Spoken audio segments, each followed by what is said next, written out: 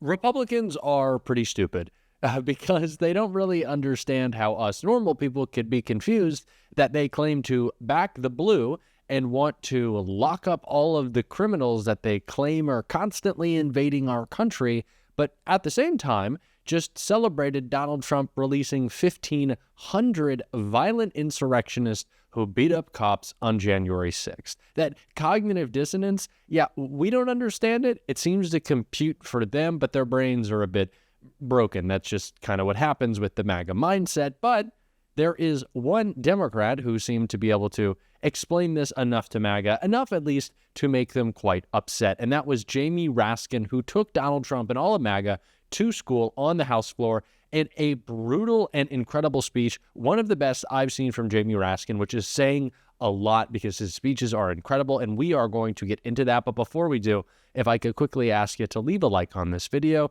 and if you haven't already and you enjoy our channel, to hit that subscribe button. It goes a long way, and it really means the world to me. Now let's get into Jamie Raskin. All these fine speeches, all these fancy parties with billionaires and congressmen in tuxedos, all these executive orders for big oil and the tech broligarchs, all these complete and unconditional pardons for Proud Boys, Oath Keepers, and violent extremists who chanted, "Hang Mike Pence," and smashed, swarmed, and wounded our police officers in this building with steel poles, baseball bats, American flags, Confederate battle flags, and bear mace. All this sound and fury on day one and week one, but nothing to bring down grocery prices, nothing to bring down the cost of rent as they promised, nothing to improve our healthcare system or build on our success in the last Congress in reducing prescription drug prices, nothing to get health insurance coverage for millions of people who don't have it, nothing to bring down the cost of housing or build new housing, nothing to combat the nightmare of climate change other than the full-scale retreat of withdrawing from the Paris Climate Accord, nothing to address the real problems faced by the American people. So today they want to change the subject from the indelible and shocking public safety disaster of the president releasing hundreds of convicted felons, specifically violent cop-beating felons caught on tape in the act, whom he had incited on January 6, 2021, back into the population with no plan for protecting the American people or the public safety. So what do they want to talk about today in their wisdom? Public safety and immigration. Well, great, let's do it. This bill does nothing to address the major problems we face in the immigration system or to secure the American border. Nor does it do anything to address the major problems we face in public safety, such as the central and overriding problem of out-of-control gun violence, which takes tens of thousands of American citizens' lives every year and is the leading cause of death among American citizen children up to the age of 18. Now, Mr. Speaker, it may surprise a lot of Americans, but we actually know how to solve these problems, how to make substantial progress on both immigration and public safety. The roadblock is that the majority completely lacks the political will to do it. Why? Well, the Republicans are divided between two extreme positions. The big business tech oligarchs who bankroll their party, who love cheap foreign labor under the current regime, and the inflamed nativist MAGA element who want to shut down all immigration, including legal immigration, and believe in right-wing conspiracy theories like the racist Great Replacement theory. Look, Congress could pass bipartisan, comprehensive immigration reform this week. Senate Republicans and Democrats reached a powerful and painstaking compromise with President Biden last year to fortify our border with more border agents and more enforcement, more detection technology, more asylum judges, and more funding. But President Trump told House Republicans to tank this popular bipartisan agreement, to sink it. He didn't want a bipartisan border solution to improve things in the real world. He wanted a permanent border crisis to run against on TV. Not doing anything means that Trump doesn't offend his big business supporters who want cheap foreign labor under the current regime, but it allows him to pander indefinitely to his mega base with nativist rhetoric and tiny little messaging bills that move a few words around but don't fundamentally change anything.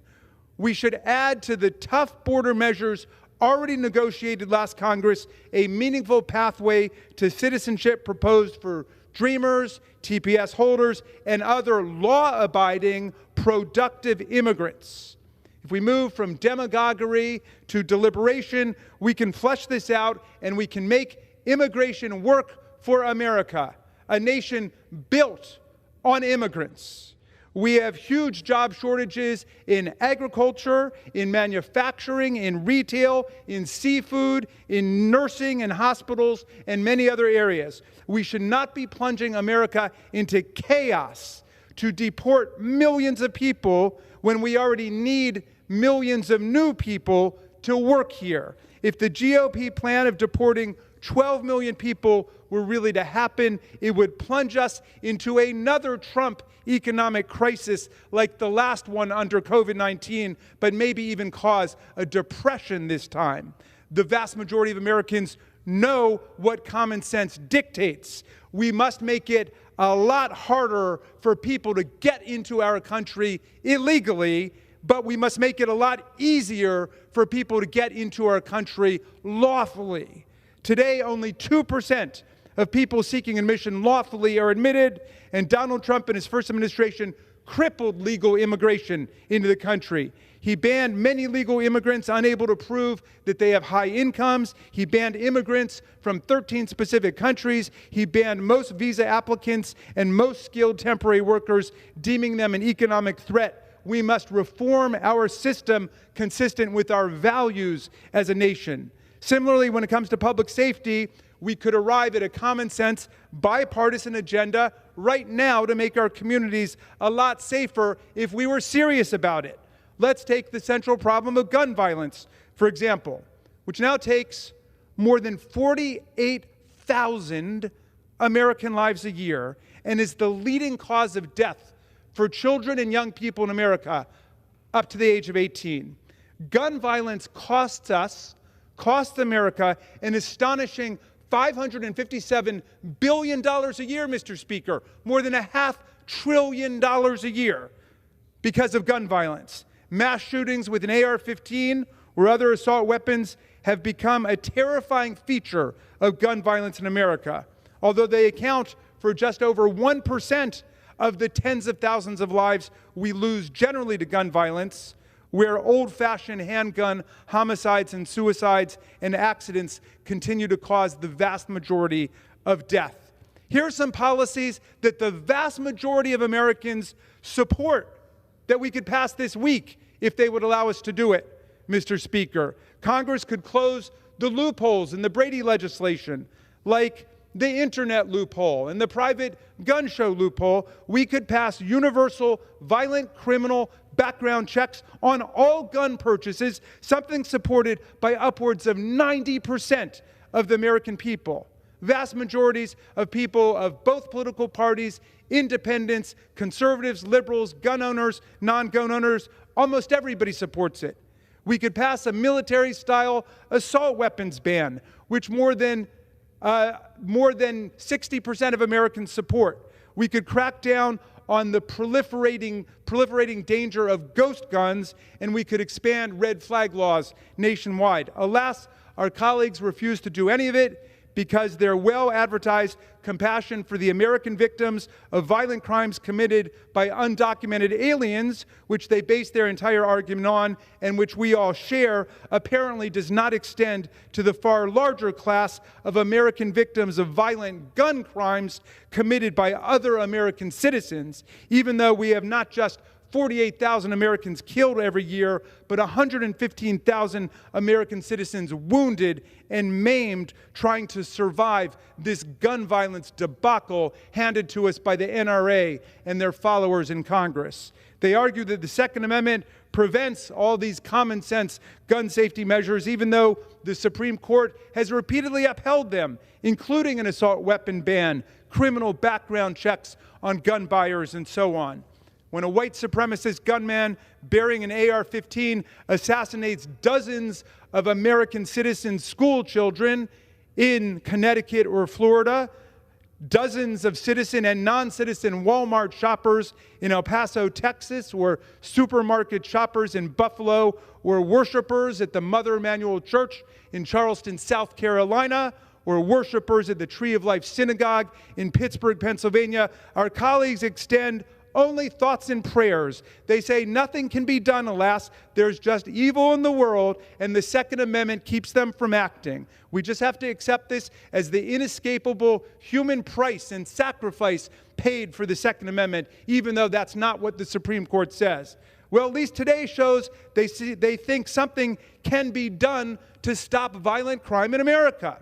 Will they take their newfound sense of moral outrage and compassion and apply it not just in one case, but to the tens of thousands of victims of gun violence in America? America is waiting for an answer. What is the majority proposing today? Well, S5 is a bill to subject to mandatory detention not just undocumented people who've been convicted of theft, shoplifting, and other criminal offenses, which has been the law supported unanimously by both parties since 1996, but people who've been simply charged with such offenses or arrested for such offenses, even if the charges are dropped or even if they're never filed in the first place. It's an odd way to fix the border because it has nothing to do with the border, and it's an extremely attenuated and constitutionally dubious way to promote public safety.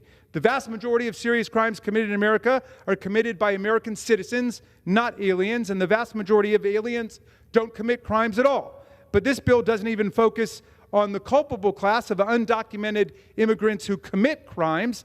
That the law already does. It focuses on those who are arrested, even if they're never charged, or those who are charged with crimes, even if they're never convicted, or even if the charges are dropped. A young person in Dhaka who's with a group of friends, when one of them is arrested for shoplifting and then all the kids get charged, will be subject to mandatory detention and deportation, even if the child was not shoplifting and the charges are dropped. The bill is likely to pass, no doubt, because of the profound sympathy we all share for the parents and family of Laken Riley, who have suffered an unthinkable, totally shocking, and profoundly unnecessary trauma. This should not be a partisan issue, and it should not be demagogued for partisan purposes. But when we get serious about comprehensive threats to public safety in our immigration system, we will have to address the mass crises staring us in the face, like the gun violence epidemic, which takes the lives of tens of thousands of American citizens every year at the hands overwhelmingly of U.S. citizen gunmen. We reserve, Mr. Speaker. An absolutely perfect speech from Jamie Raskin. I don't really need to say any more, so I'm not gonna. All I am going to say is if you want to support our channel, as always, you can hit that subscribe button. You can leave a like on this video. And if you stuck around to the end, you can drop a blue heart in the comments. Also, I'll say something else. If you want to get more of the content that we are bringing on this show, I am also posting it on Instagram as well. I got a lot of different commentary. We got a lot we got to talk about and get through and fight back against over the next 4 years. So feel free to join me there. The link is in the description of this video. And until next time, I'll see you soon.